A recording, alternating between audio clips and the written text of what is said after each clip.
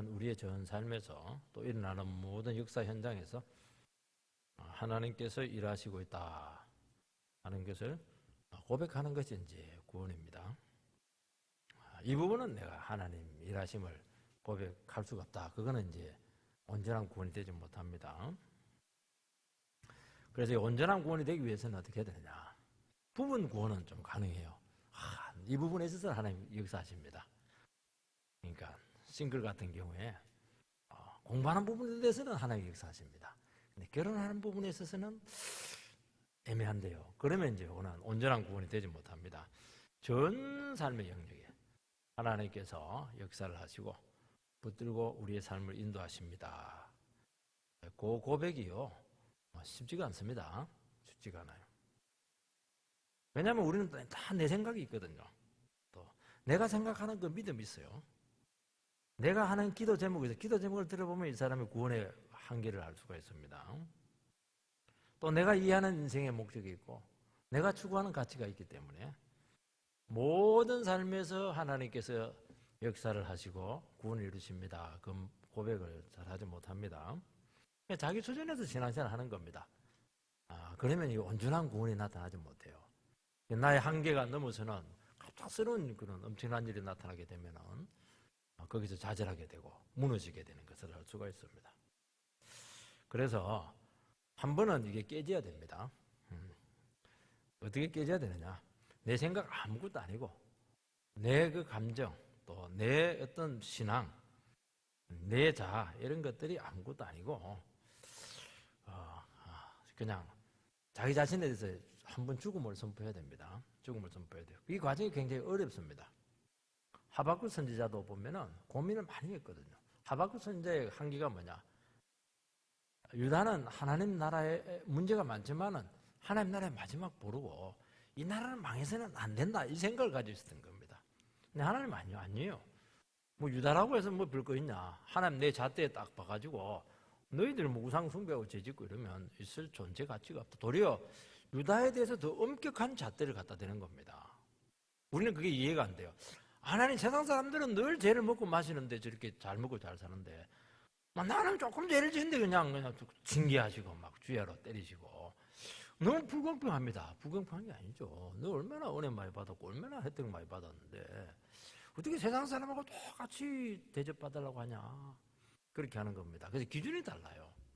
기준이 다른 겁니다. 도리어 하나님은 우리에게 더 엄격한 잣대를 갖다 댄다는 것을 기억을 해야 됩니다. 이걸 몰랐던 거예요. 이걸 몰랐거든요. 하나님께서는 하박국한테 그 기준을 완전히 깨버립니다. 어떻게 유다가 망하지 않을 수 있다고 너 생각할 수 있냐? 그래도 하나님 뜻에 벗어나게 되면은 세상보다 더 엄격한 기준을 가지고 내가 심판할 것이다. 얼마든지 무너질 수 있다는 것이죠. 이게 한번 극복이 돼야 됩니다. 나도 망할 수 있다. 나도 죽을 수 있다. 나도 얼마든지 심판당할 수 있다 하는 것을 아는 것이죠. 그것도 가장 악랄한 바벨론을 통해서 우리가 당할 수 있다는 것이죠. 기분은 안 좋죠. 이 과정이 굉장히 하박국에게는 힘든 과정이었습니다.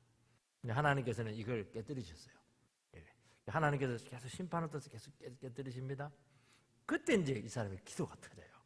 기도가 터지고 하나님의 구원을 노래하고 있고 유다 안에서만의 하나님이 아니시고 온 세상에 하나님의 구원과 영광은 드러나야 된다. 이런 이제 찬양을 드리게 되는 것을 알 수가 있습니다. 우리에게도 이런 고백이 있어야 됩니다. 나는 아파트 50평 올라가야 찬양합니다. 그거는 이제 온전한 구원이 아니죠. 비록 반지하에 살지라도 하나님은 영광을 받으셔야 됩니다. 다 이렇게 나와버려야 돼요. 그러면 하나님께서 지상으로 딱 올려줄 가능성이 많습니다. 하나님은 너무 놀라우세요. 그걸 뭐냐면 그래서 내 중심적인 그 신앙이 완전히 깨져가지고 철저히 하나님 중심적인 신앙으로 바뀌어야 됩니다. 교만한 것이거든요. 그럼 그때부터 이제 무슨 일이 일어나냐? 하나님께 일하기 시작해요. 그리고 그거 보입니다. 하나님께서 나를 통해서 일하는 것도 보이고 하나님께서 세상 가운데 일하는 것도 보이기도 하고 보이기 시작해요. 이 사람이 능력자죠. 이 사람이 정말 하나님의 그 동력자가 되는 것이죠. 본문에서는 드디어 하박국 선지자가 자기 전제가 다 깨지고 나서 하나님이 얼마나 놀랍게 일하시고 하는가, 그 영광을 노래하고 있고 그 구원을 지금 노래하고 있는 것입니다. 우리에게도 그런 역사가 있게 되기를 소망합니다.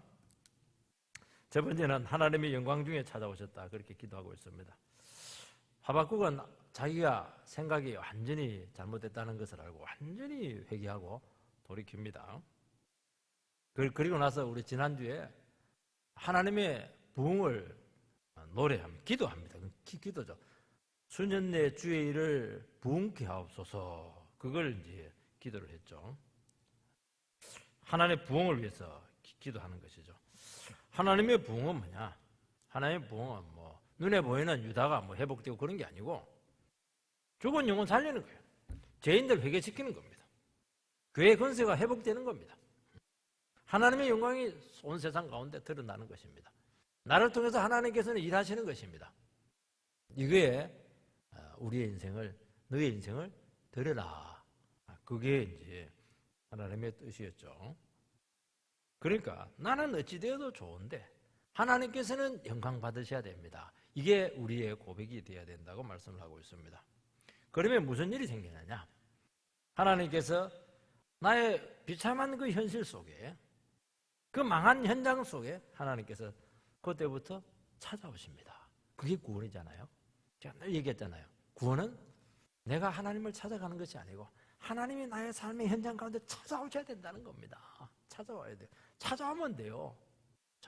회장님이 지금 저기 뭐 계열사 그룹 막 비실비실하고 계열사 그룹 찾아와 버리면 그거 사는 거거든요.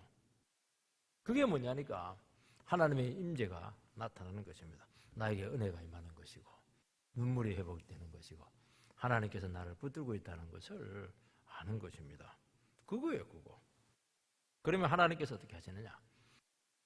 자기 백성을 위해서 막 싸우십니다.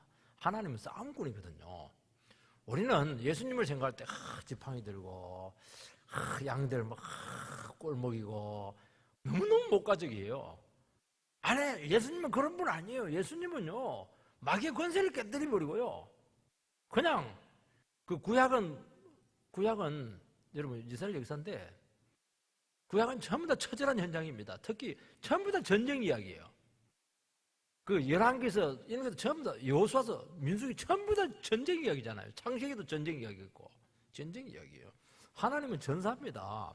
싸움꾼이세요. 막 닭싸움입니다. 닭싸움.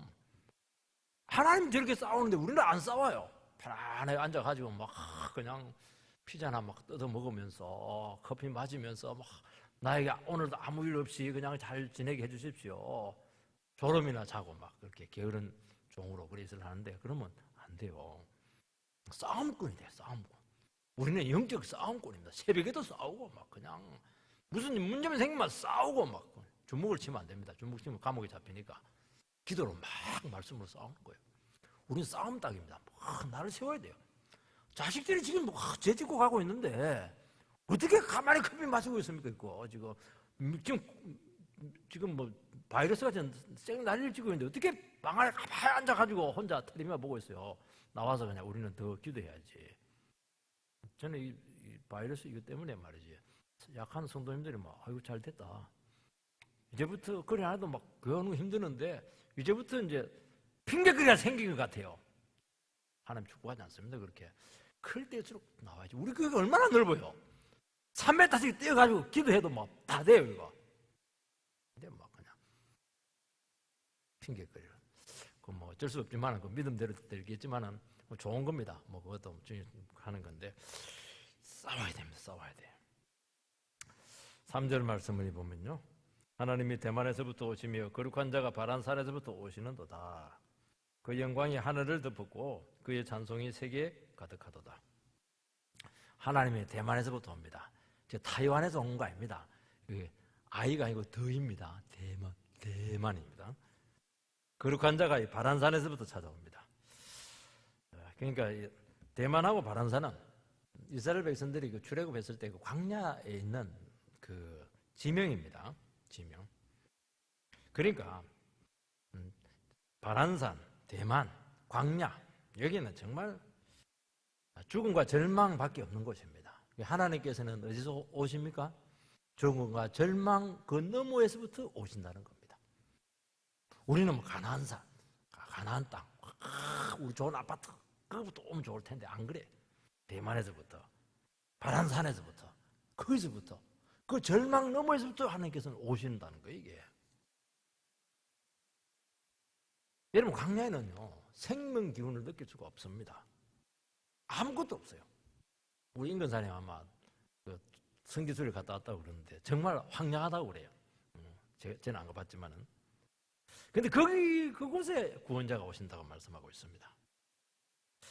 광야 이스라엘 백성들은 가장 위험한 행진을 합니다. 군사력도 없고 무기도 없고 아무것도 없어요. 먹을 양식도 없고 물도 없고 철모도 없고 아무것도 없습니다. 추위와 더위, 광야는 밤에는 너무너무 추워요. 여름에는 막 너무 뜨거워요. 금방 지실 텐데 그런 열악한 곳이고 길이 있습니까? 뭐가 있습니까? 물이 있습니까?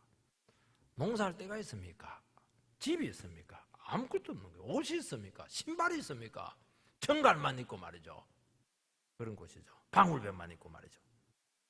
그래서 주위 나라들이 마음 딱 먹고 공략하면은 한순간에 몰살할 수밖에 없습니다. 근데 하박국 선지자는 뭘 노래하냐니까 하나님의 영광이 그곳에 하늘에서부터 덮였다 그렇게 말합니다. 그리고 하나님에 대한 찬송이 막 그곳에 가득했다는 거예요. 가득했다는 거예요. 왜냐하면 하나님이 그들을 그곳에 찾아오셨고 그곳에서 그들을 지키셨고 그리고 적들이 침략하지 못하도록 붙드셨고 늘 기적으로 그들을 살게 했고 매출하기로 만나와 그리고 반석에 물을 터뜨리심으로 살게 했다는 것입니다. 그러니까 막 그들은 날마다 부흥해요. 막 눈만 들면 영광으로 도배를 하고 말이죠. 땅으로 바라봐도 그냥 그게 찬송으로 그냥 꽉 차고 말이죠. 그렇게 했다는 것입니다. 주위에 있는 나라들은 이것들이 지금 그 사실은 노숙자들 아닙니까? 나그네들인데 노숙자들인데 언제 망하나 언제 죽나 그럼 전리품 좀 찾아려고 예의주시하고 있었는데 아니에요. 거기에 하나님의 임재가 막 나타나는 거예요. 이게 광야는 뭐냐? 오직 하나님 한 분밖에 의지할 수밖에 없는 그런 처지와 그런 장소를 이야기하는 것입니다. 그런데 놀라운 것은 거기에 모든 게 다 있는 거예요. 여기에. 여러분 하나님의 임재와 영광과 찬송은 언제 어디에 나타납니까? 하나님 한 분밖에 의지할 수 없는 그때 그 장소에 있을 때라고 말씀하고 있습니다. 그러니까 주님 뜻 때문에 망했어요. 그냥 하나님 말씀 순종하다가 그냥 망해버렸어요. 그곳에 하는 겁니다. 내가 막 머리 써가지고 막 내 편법 쓰고 이래가지고 막 나는 뭐 모든 거 다 얻고야 말았습니다. 그거는 영광이 없어요. 찬송이 없습니다. 거기는 찬송이 없어요. 주님의 인도 중에 그냥 이 세상에 있는 제약 때문에 내가 그냥 그 책임을 지고 끌어안는 바람에 한순간에 그냥 세상 밑바닥에 내동댕이 쳐져가지고 열악한 처지에 있을 때 하나님 거기에 찾아옵니다. 기적으로 함께 하신다고 말씀하고 있는 것입니다. 여러분 부흥이라고 하는 것은 편안하고 안전한 곳에 임하는 것이 아닙니다.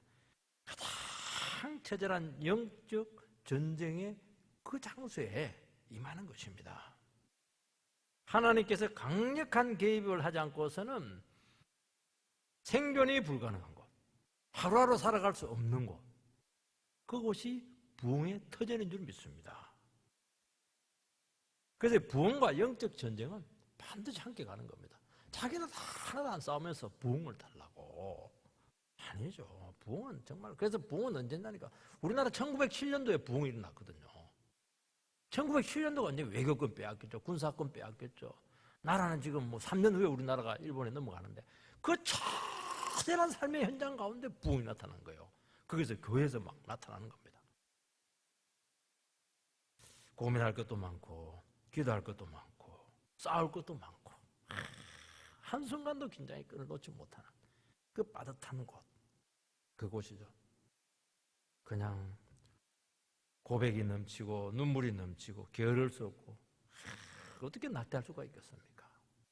하나님께서 그곳에 영광으로 함께하겠다 그렇게 말씀하고 있습니다. 우리 능평교회는 언제 부흥이 나타나게 되겠습니까? 다 갖춰졌을 때, 물론 사람은 많이 모일 수 있을지 모르겠습니다. 아니에요. 우리 지금 없을 때, 열악할 때, 기도밖에 없을 때, 그때 있나? 그때 부흥을 한번 경험해야 됩니다. 그러면요, 하나님께서 30년, 100년을 지켜줘요. 너무 놀랍잖아요. 순교자가 나오면 100년을 지켜주거든요. 순교의 정신으로 교회를 지켰던 사람, 그 가문, 그 교회는 100년을 지켜준다니까요. 100년을. 4절 말씀을 보면 그의 광명이 햇빛 같고 광선이 그의 손에서 나오니 그의 권능이 그 속에 감추어졌도다. 가장 강력한 빛이 햇빛이거든요. 여러분, 그 녹지 산에 햇빛이 강렬합니까? 광야 사막지대가 강렬합니까? 사막지대가 훨씬 강렬하거든요, 이게. 왜냐하면 거기는 아무것도 없으니까. 필리핀 가니까 막 햇빛이 얼마나 강한지 머리에 막 꽂아버리더라고요. 화살로 막 팍 꽂는데 막 이래가지고 다 다녔어요. 와, 우리나라하고 햇빛 자체 질이 다르더라고요. 광선은 빗줄기인데 놀라운 사실은 그 속에 하나님의 권능이 감추어져 있다 말씀하고 있습니다. 빛은 기능이 많습니다. 어둠을 밝히고, 그리고 빛은 놀라운 치료가 돼요. 이게 탁 되고 있으면요. 그리고 에너지가 막 공급이 되고, 생명력이 생명이 막 일어나는 겁니다. 빛은요, 그게 너무 비밀이 많아요. 빛이 하는 것은 너무너무 많은 일이 일어나는 것입니다. 그래서 예수님을 빛이라고 그러고 하나님을 빛이라고 그렇게 상징하고 있는 것입니다. 그래서 하나님께서 찾아오시고 임재하시면은 그분이 빛으로 오신 것이기 때문에 상상할 수 없는 일들이 나타나게 된다는 것입니다. 어둠의 세력은 물러가요. 절망과 좌절과 어둠 속에서 한순간에 소망이 일어납니다. 여러분, 광야는 눈을 뜰 수 없을 정도로 강렬한 빛으로 우리에게 찾아온다는 것입니다. 염려와 근심과 두려움은 몰아내는 것입니다. 빛이 흐릿하면 이게 명확하지가 않아요. 빛이. 그래서 빛은 명확해야 되는 것이거든요. 흐린 빛은 안 돼요. 하나님의 말씀 빛이 흐릿버리면 이게 상상을 굉장히 많이 하게 되거든요. 상상을 많이 하게 하면 안 됩니다. 하나님의 말씀은 명확해야 돼요. 이것은 하나님의 뜻이고, 이것은 죄고, 이것은 회개해야 된다. 딱 얘기해버려야 돼요. 이건 안 되고, 이건 하나님의 뜻이 아니다. 얘기를 해줘버려야 돼요. 긴 것 같기도 하고 안 긴 것 같기도 하고, 이러면 상상을 많이 하게 되기 때문에 거기서는 역사가 없습니다. 강렬한 빛이 나타나야 돼요. 죄에 대해서 강렬하게 이야기를 해줘야 되고, 하나님의 사랑에 대해서 강렬하게 이야기를 해줘야 돼요. 그래도 현실에 가서 팍팍 쓰러집니다. 우리 현실이 얼마나 어렵습니까? 근데 하나님의 말씀에 빛이 쫙 비춰버리면 그냥 어둠을 막 몰아내는 것입니다. 하나님 뜻이 막 나타나는 것이죠. 우리는 괴롭고 힘든 일이 너무 많습니다. 절망적이고 외롭고 참 버림받은 신들일 때가 참 많습니다. 살아가기가 참 두려워요. 이 코로나19 참 이거 정말 공포에 엄청 떨고 있습니다. 지금 보니까 메르스보다 아마 3배로 강하다. 전염력은 더 강력하다. 그래서 막 밖에 안 나가요. 집안에서 마스크 다 쓰고 막 밖에 안 나가고, 밥 먹을 때도 막 같이 앉아서 막 올렸다가 밥 먹고 또 내렸다, 올렸다가 밥 먹고 또 내렸다, 막 이렇게 해요.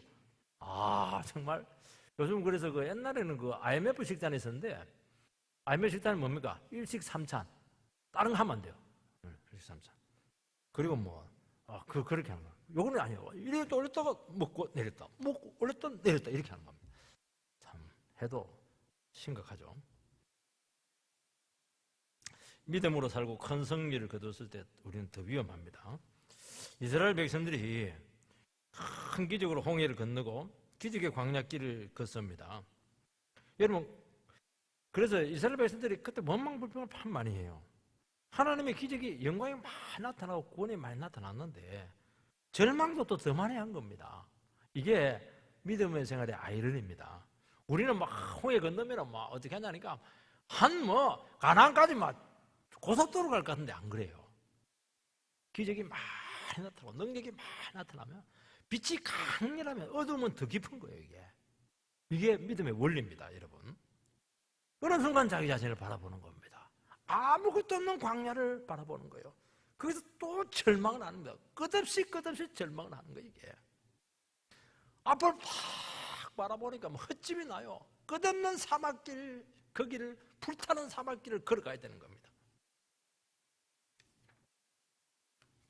그래서 광렬한 빛이 비치면서 또 다시 소망을 얻고 또 꺼지고 이렇게 할 때가 참 많아요. 그래서 우리에게 얼마나 강력한 말씀의 빛이 있어야 되는가 하는 것입니다. 창세기 15장에 보면 아브라함이 조카 롯을 구하기 위해서 14장이죠. 311명에 있는 자기의 군솔들을 이끌고 그달롬의 연합국 4개의 그런 나라가 연합해서 들어온 그 318명이 급습을 해가지고 이겨버립니다. 자기도 몰랐어요. 이길 줄 몰랐어요. 그리고 전리품 전부 다, 그리고 롯까지 다 구해냈습니다.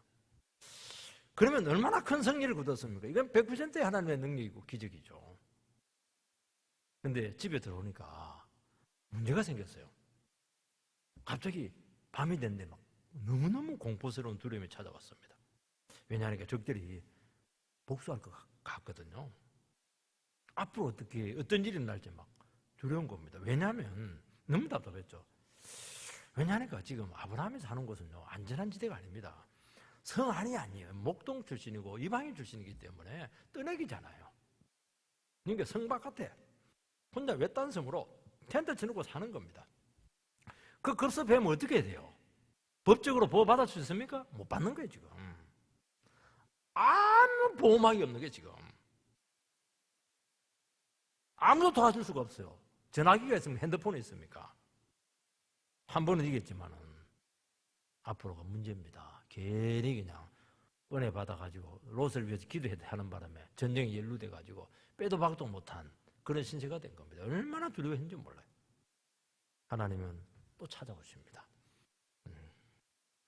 그러면서 뭐라고 하냐니까, 나는 두려워하지 마라 아브라함아, 나는 너의 방패요, 큰 방패요. 큰 자가 붙어야 돼요. 큰 상급이다.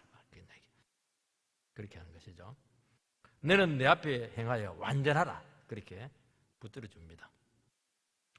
하나님께서는 찾아오셔가지고 너 왜 그래 진단하고 그렇게 하잖아요. 바로 이야기합니다. 하나님 다 알고 있거든요. 무엇을 두려워하고 있는가 하는 것을 다 알고 있습니다. 그리고 방패다, 큰 방패다. 적으로부터 너를 지켜주겠다는 겁니다. 그게 제일 두렵거든요. 1순위가 있어요. 1순위, 2순위, 3순위가 있습니다. 하나님 그 순위가 중요하거든요. 3순위에 있는 것을 첫 번째 얘기하지 않습니다. 제일 두려워하는 것을 먼저 이야기해요. 너 겁내지 마라. 그들놈의 연합국 겁내지 마라. 내가 방패다는 거예요. 그거 먼저 이야기하는 겁니다. 이 마음에 안심이 딱 되는 거예요. 이게. 그리고 두 번째 뭘 이야기합니까? 나는 너의 큰 상급이다. 왜 상급이다 얘기하냐니까, 그 마만 전리품 그거는 선기자가 다 가지는 것인데, 그때 그냥 아브라함이 너무 은혜가 받아가지고 하나님의 능력으로 전리품을 얻었잖아요. 그래서 너무 은혜를 받아서 11조를 다 해버렸어. 내 같으면 절대로 그래 안 할 텐데 11조만 하고 19조를 내가 가질 텐데 뭐라고 했냐니까, 나는 너희들의 재산으로 내가 치부했다는 소리 듣기 싫다. 전부 다 나눠주고 11조 갖다 바치고 나머지는 또 그 사람 너희들 고생 많이 했지? 그러면서 저한테 빼앗은 그거는 또 다 나눠주고. 너무 은혜 받으면 안 돼요. 너네 은혜 받으면 손해가 굉장히 많아요. 약간 은혜 받고 내 거 챙기고 딱 그래야 됩니다. 그 교회도 신앙생활 하시는 분들은 너무 성령 충만하고 이러면 당합니다. 그래서 적당하게 성령 충만하고 적당히 내 거 챙기고 이렇게 하시라고 제가 말하면 맞습니다. 제가 주님 앞에 우리 하지 마시기 바랍니다. 그러니까 막 은혜 받는 바람에 막 고생은 고생되고 얻는 거 하나도 없어요. 손해만 봤습니다. 하나님께 두 번째, 내가 너의 큰 상급이다. 너 손해본 거, 그 손해본 거 아니다 말이지. 정말 큰 상으로 너에게 갚아주겠다. 하나님께 상 받아야죠. 아브라함은 참 잘해서 나는 너희들한테 상 안 받겠다는 거예요. 난 하나님께부터 상 받겠다는 거예요. 내 세상 영광 안 취하겠다는 거예요. 하나님의 영광을 취하겠다는 겁니다.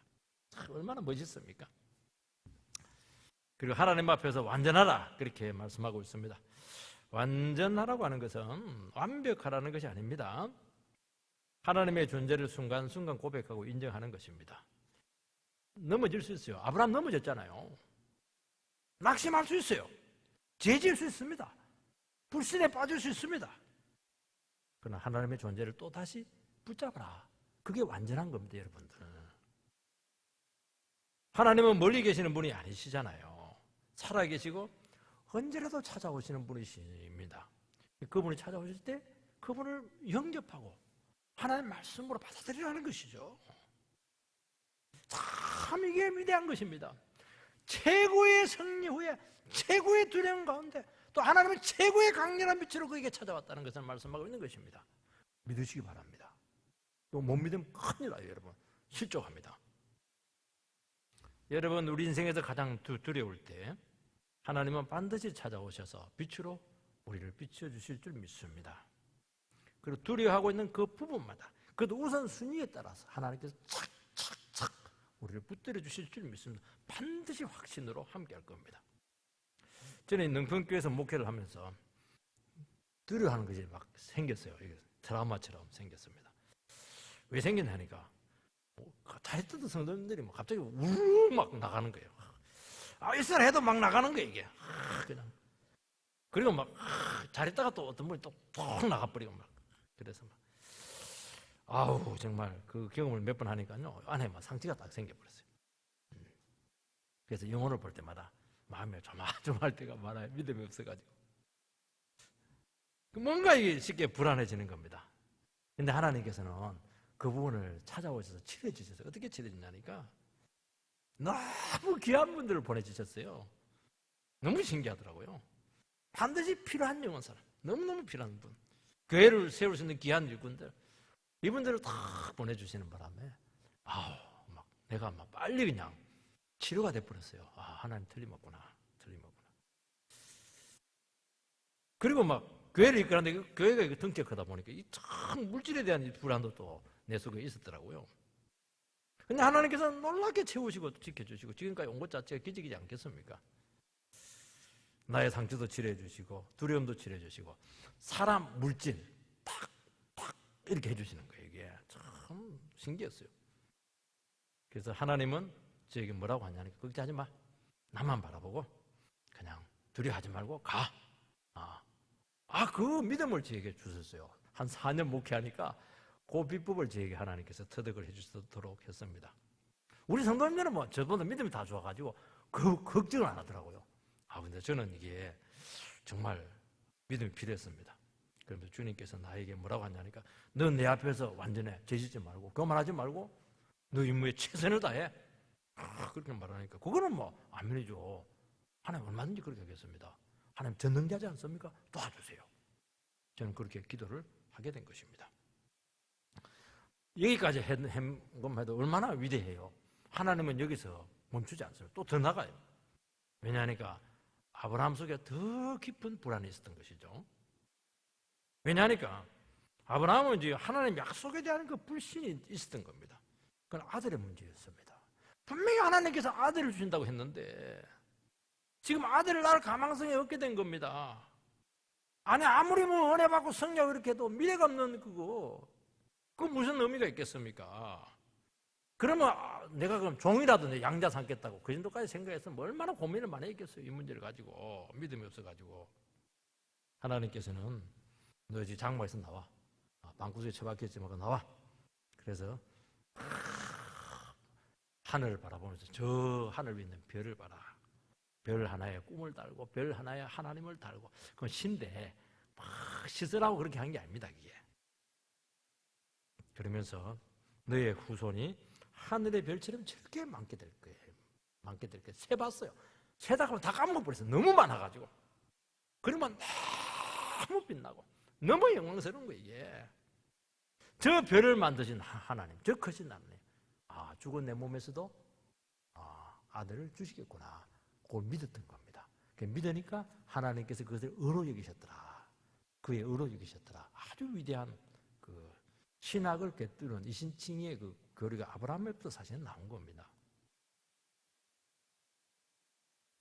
믿음은 하나님이 주시는 것입니다. 셀 수 없고 감히 접근할 수 없는 어마어마한 하나님이 죽은 몸에서 아들을 주실 것을 믿었던 것이고, 말할 수 없는 중에 하나님께서는 일을 이루셨다는 것이죠. 여기서 의라고 할 때 이게 참 어려운 단어입니다. 아브라함이 하나님을 믿으니 그의 의로 여겼다 할 때 그 의라고 하는 것은 하나님께 나아갈 자격을 얻었다 하는 것을 이야기하는 것입니다. 어느 누구든지 하나님께 못 나갑니다. 하나님께 나갈 자격증이 있는 사람이 있어야 돼요. 그 자격은 하나밖에 없습니다. 내가 헌금 많이 한 게 아니에요. 내가 봉사 많이 한 게 아니에요. 하나님은 딱 하나밖에 인정하잖아요. 내가 수양을 많이 한 것도 아니에요. 구제를 많이 한 것도 아니에요. 그 절망지고 불가능하고 도무지 바라볼 수 없는 그런 처지에서 하나님을 붙잡은 그 믿음, 그것만 인정을 해줍니다. 하나님. 참 신기하죠. 우리는 인정해 줄 게 참 많을 것 같은데, 내가 가진 거 이거 인정해 주시고, 나의 과거 경력 그거 인정해 주시기도 하고, 또 내가 담임 목사니까 또 담임 목사로서 그 인정해 줄 것 같은데 그거 아무 상관없다는 거예요. 담임 목사니까 더 믿음이 없네. 그러니까 더 이게 기준이 의해서 심판 당할 가능성이 많아요. 하나밖에 없어요. 절망되고 불가능한 그 상황에서 그 커진 하나님 붙잡고 하나님 믿습니다. 그게 의예요. 그게 뭐냐니까 하나님께 나갈 자격을 가진 것이니까 프리패스 영수증을 하나 받은 겁니다. 이제 꽂기만 하면 돼요. 꽂기만 탁 하면 막 철컥철컥 다 나옵니다. 애도 나오고 막 그냥 상급도 나오고 다 나오는 거예요. 이게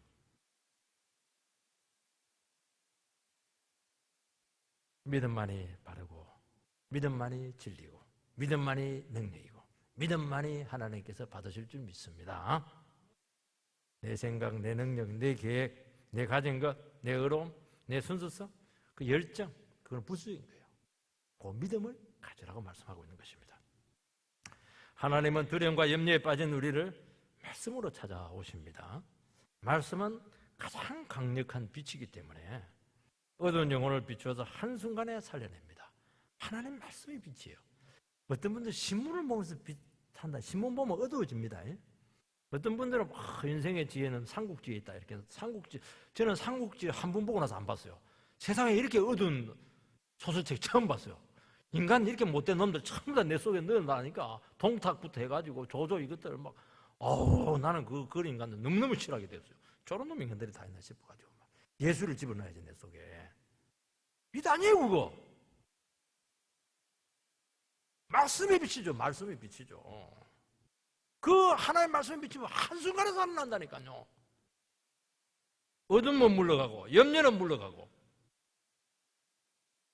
내 자신을 바라보지 않고 그 구원의 하나님을 붙들 수 있는 그 위대한 하나님의 말씀이지 않겠습니까? 이스라엘 백성들은 자기 혼자는 구원받아줄지 모르겠지만 어떻게 하나님께서 광야에서 그 많은 200만 명이나 되는 그 많은 사람들을 구원할 수 있을까? 그게 참 불안이었어요.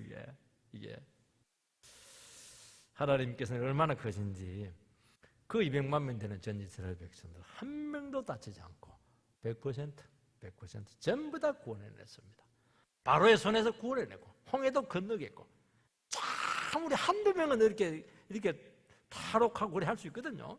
근데 하나님은 얼마나 큰지 나는 한두 명 입양하는 거 갖고 성이 안 찬다. 200만 명 내 자식으로 딱 삼아야 되겠다. 200만 명 자식으로 딱 입양을 합니다. 참 하나님 크시고 위대하시죠. 지금까지 인류 역사상 노예들이 해방당한 적은 없어요. 스파르타쿠스 이거 실패했잖아요. 만적이나 전부 다 실패했어요. 우리나라. 근데 유일하게 노예 백성, 이스라엘 백성들만은 해방이 돼. 완벽한 해방이 왔습니다. 왜요? 하나님께서 해방을 주었기 때문에 가능했던 것입니다. 참 위대하신 하나님이시죠. 하나님의 권능은 하나님 안에 감추어져 있습니다. 겉으로 진행되거나 나타나는 현상을 보고 여러분은 좌절하지 마시기 바랍니다. 그 권능은 속에 있다. 하나님 속에 은밀하게 감춰져 있다. 그렇게 말씀을 하고 있습니다. 하나님께서 그 마음을 여시고 그 손을 한번 펴셔버리면 무슨 역사가 일어날지 아무도 모른다고 말씀하고 있는 것입니다.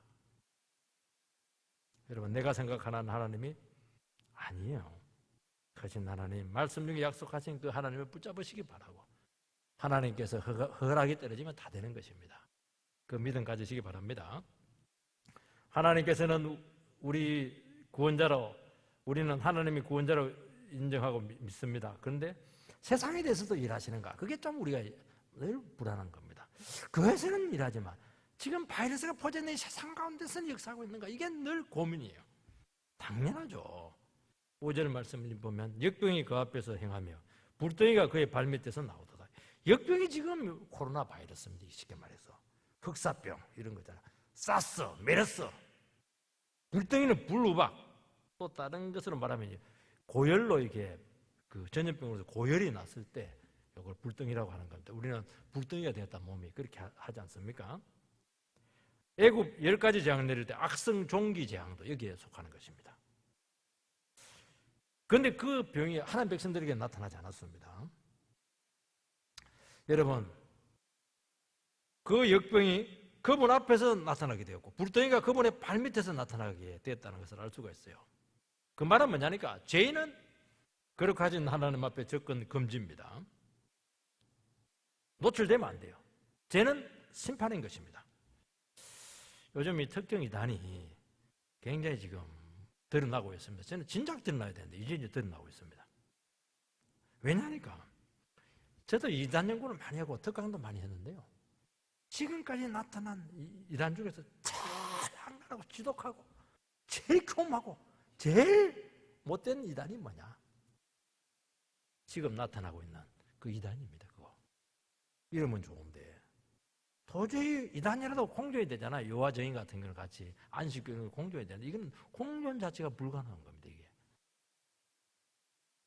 지금 안팎으로 좀 제약들이 막 폭로되고 있는데 저는 하나님이 하셨다고 저는 믿습니다. 그동안 얼마나 교회나 성도들을 괴롭혔는지 몰라요. 너무나 많은 가정들이 파괴되었고요. 그들한테 전도된 사람들이 누구냐? 한 70%가 청소년, 청년입니다. 뭘 알아요? 그들은 막 그리고 가출하게. 그 부모들 눈에 피눈물 흘리거든요. 온갖 거짓말, 연기, 모략, 공작, 영혼 사냥, 완전 추수꾼이라고 그렇게 하는데 뭐 그 영혼 사냥꾼이잖아요. 쉽게 말해서 정말 나쁜 것이거든요. 그래서 없어져야 될 이단인 것입니다.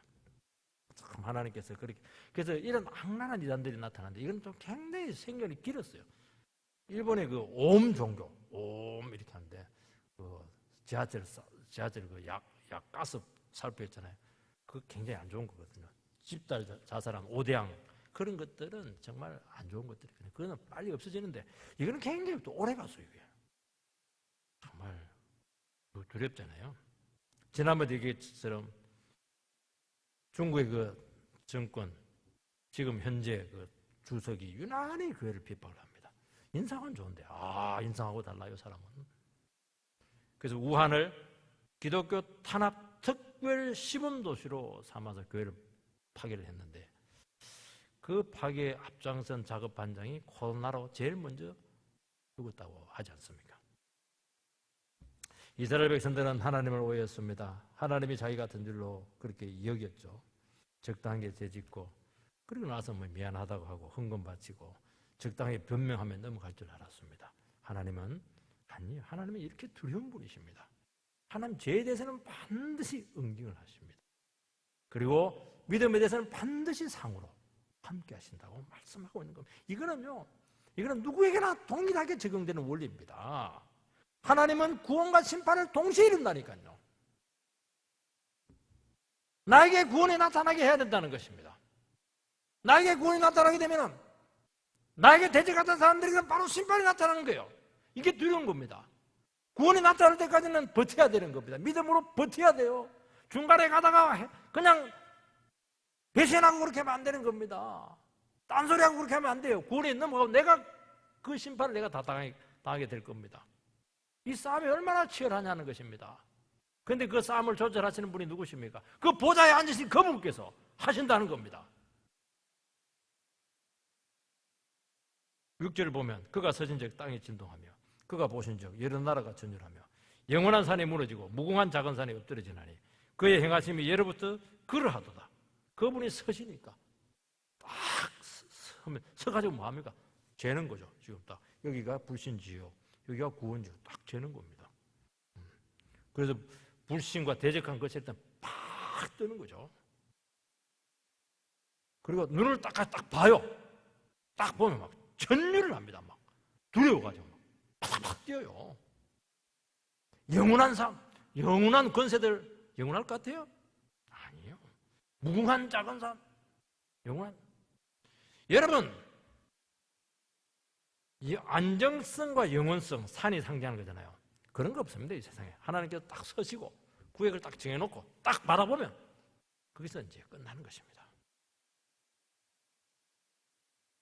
이스라엘 백성들이 여리고성을 공략하기 전에 2명의 정탐꾼을 보냅니다. 그래서 기생 라합의 집에 숨게 됩니다. 라합이 놀라운 고백을 해요. 하나님께서 여리고를 이스라엘 백성들에게 주은 것을 다 알고 있다. 지금 떨고 있다는 거예요. 왜 떨고 있느냐? 애굽에서 나올 때 홍해물을 마르게 했고, 그리고 요단 저쪽에 있는 아모리 사람과 옥 사람을 완전히 진멸시킨 것을 들었게 되었을 때 우리는 듣자마자 마음이 녹았고 완전히 정신을 다 잃게 되었다. 너희의 하나님은 상천하지의 하나님이시다. 어떻게 그 하나님을 대할 수 있겠는가? 나는 여리고를 배신하고 너희 편에 붙겠다. 목숨 걸고 탁 구해주는 겁니다. 이게 구원이에요. 세상을 배신하고 하나님 편에 붙는 겁니다. 이거예요, 이거. 이게 뭐냐? 하나님께서 일하시는 겁니다. 하나님은 심판하고 구원을 동시에 한다는 겁니다, 여러분들. 우리가 그런 역사의 현장에 있어야 된다는 것입니다. 하나님께서 이미 사전 정죄합을 다 했어요. 하나님께서 강에서 지켜주었어요. 여리고성 앞에서 할례를 행했는데도 불구하고 하나님께서 지켜주었어요. 여리고성을 7바퀴 돌았는데도 꼼짝 못하도록 지켜주었어요. 왜 지켜주었습니까? 이스라엘인데 숫자가 많아서 그렇겠습니까? 아니에요. 하나님 말씀 붙잡고 입 딱 다물고 무조건 순종한 겁니다. 그러니까 누가 두려워했느냐? 우리에게는 순종하는 우리에게는 구원이 왔지만은 하나님 대적하는 사람들에게는 그 엄청난 두려움과 간이 녹아버렸어요. 두려워 떨어버렸어요. 깜짝 놀랐어요. 그냥 마음이 녹아버렸어요. 우리가 순종하면 녹아버리는 거예요. 하나님은 우리를 통해서 구원을 이루시기도 하고 심판을 이루시기도 하고 그렇게 한다는 것입니다. 이게 위대한 것이죠. 오늘 우리는 어느 도구로 써야 되겠습니까? 우리는 심판의 도구로 써야 되겠습니까? 구원의 도구로 써야 되겠죠. 참 놀라운 겁니다, 여러분. 끝까지 하나님의 말씀 붙들고 견뎌내시기 바랍니다.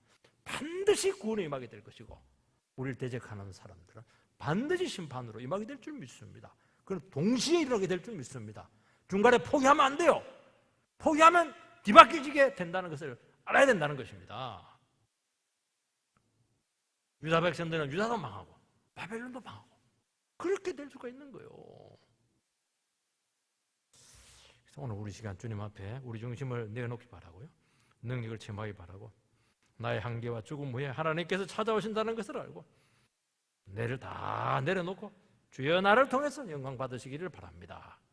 찬송 받으시기를 바랍니다. 그렇게 고백하는 우리 모두가 되기를 주의 이름으로 축원드립니다.